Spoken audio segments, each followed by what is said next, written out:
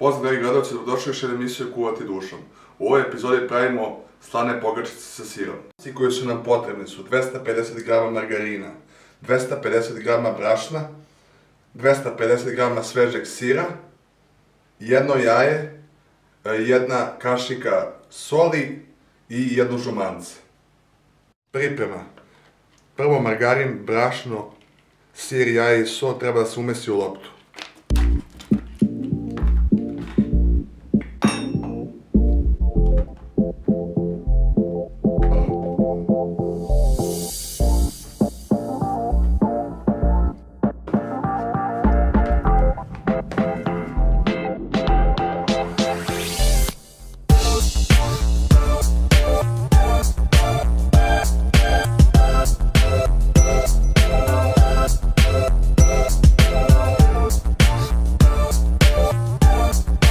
Umesili smesu, stavljamo je u frižider na pola sata. Pečeno testo razvući u koru debljine oko 1 cm.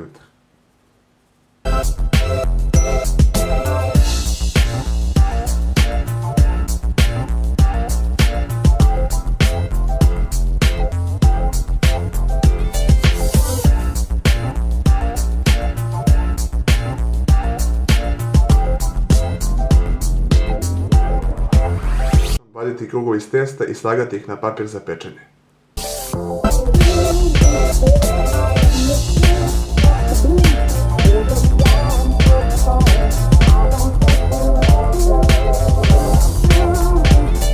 Premazati žumancem, pa staviti u vrenu i peći.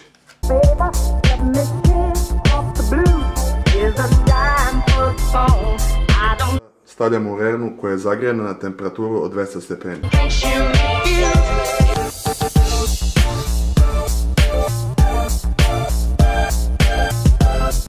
Dragi gledalci, to bi bilo to za ovu emisiju Kuvati dušom. Vidimo se uskoro.